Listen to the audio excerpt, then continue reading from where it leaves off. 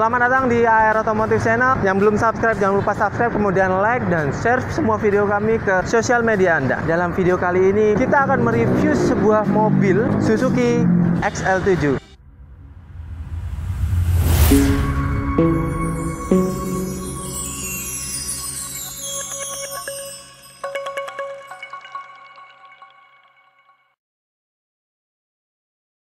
Ya, ini adalah Suzuki XL7. Bukan Suzuki All New R3, tapi XL7. Walaupun tampilannya sekitar 90-80% sama dengan R3, namun ini bukan merupakan saudara kembar dari R3. Suzuki XL7 memiliki 300 lebih part yang berbeda dengan Suzuki R3, di mana mobil ini masuk ke kelas medium SUV karena mobil ini memiliki bold design dan ground clearance 200 mm. Secara desain, memang mobil ini sebagian besar mirip dengan Suzuki R3. Dilihat dari lampunya, R3 dengan ini beda sedikit. Lampu headlampnya sudah menggunakan LED dan ada DRL di sini.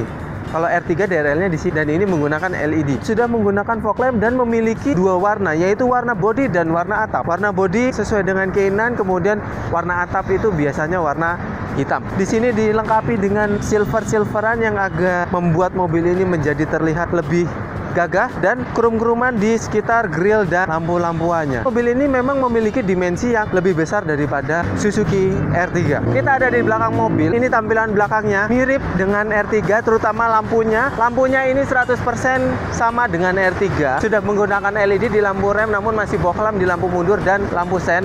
Di sini tipenya dan di sini XL7.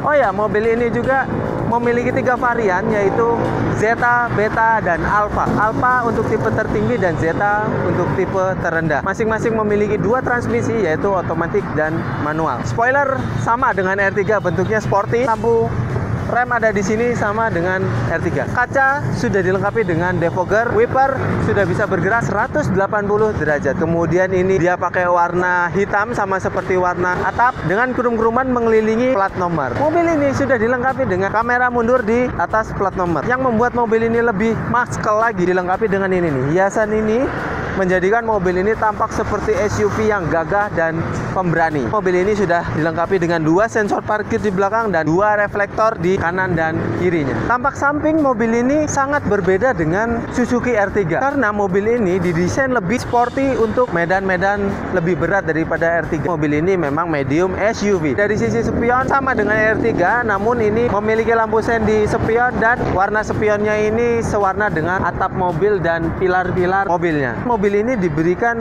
over fender yang tipis sampai dengan ke belakang, namun dihiasi dengan silver-silveran di bawah sini. Mobil ini sudah dilengkapi dengan velg alloy two-tone dengan ukuran ban 195/60 ring 16. Handle pintunya ini menggunakan krum-kruman.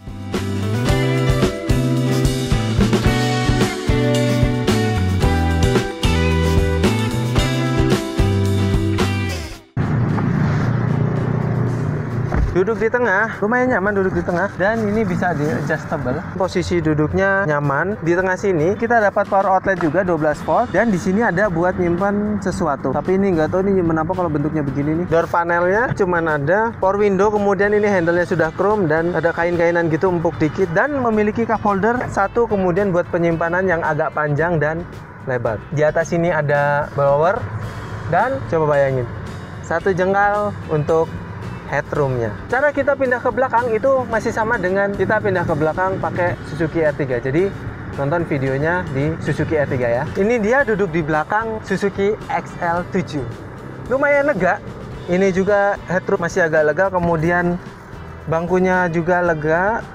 Dan posisi duduknya nggak tahu kenapa enak loh di sini. Bener enak duduknya. Kemudian masih sisa 3 jari dengan kondisi duduk gua tadi agak di tengah-tengah sih, nggak terlalu maju, nggak terlalu belakang. Kemudian masih lega. Di sini ada cup holder dan sebelah situ ada power outlet 12 volt. Namun masih sama, kendalanya itu adalah headrestnya. Kalau kondisinya kayak gini belum dinaikin itu agak ganjel di punggung. Tapi kalau dinaikin itu udah enak. Tergantung tinggi badan. Selebihnya seat belt 2 titik. Tapi di sini kalau menurut gue cukup buat 3 orang dan lega. Itu aja sih di belakang.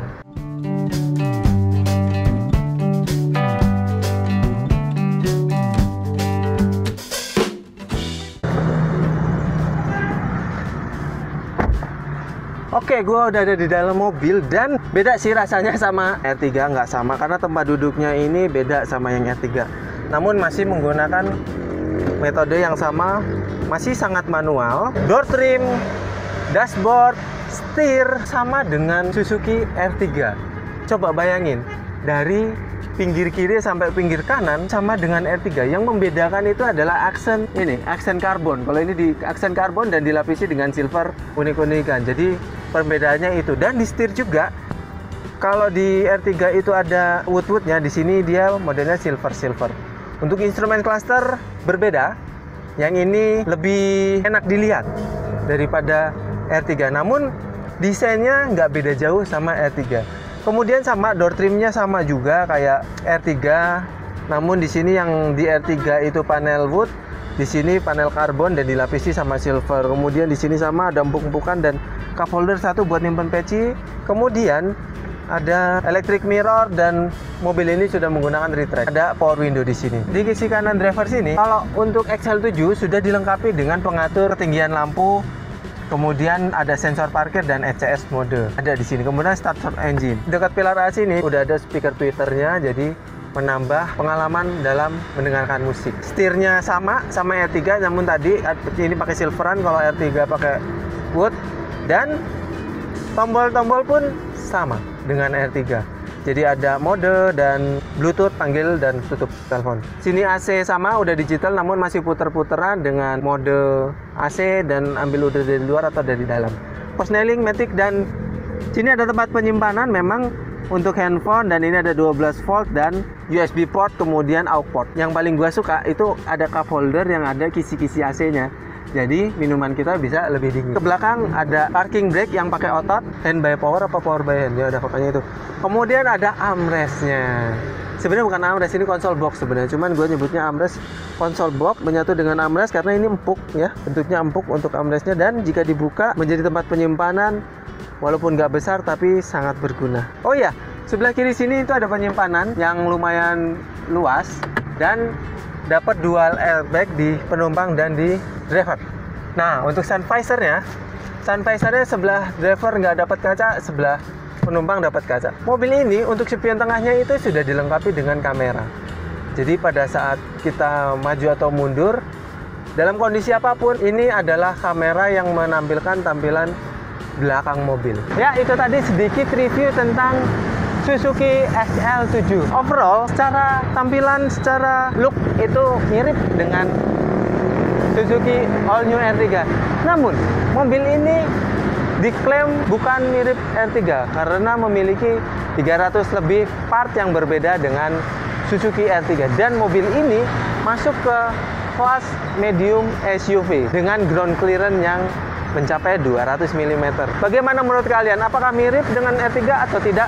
Komen di kolom komentar. Ya, satu lagi informasi. Kalau kalian mau memesan mobil XL7 ini, silahkan kontak nomor yang ada di kolom deskripsi. Jangan pesan kemana-mana, pesan ke nomor telepon di bawah aja. Dijamin pelayanan oke. Terus dukung channel kami dengan cara subscribe, like, dan share video ini ke sosial media Anda. Terima kasih yang udah nonton. Sampai jumpa di video selanjutnya dan salam otomotif.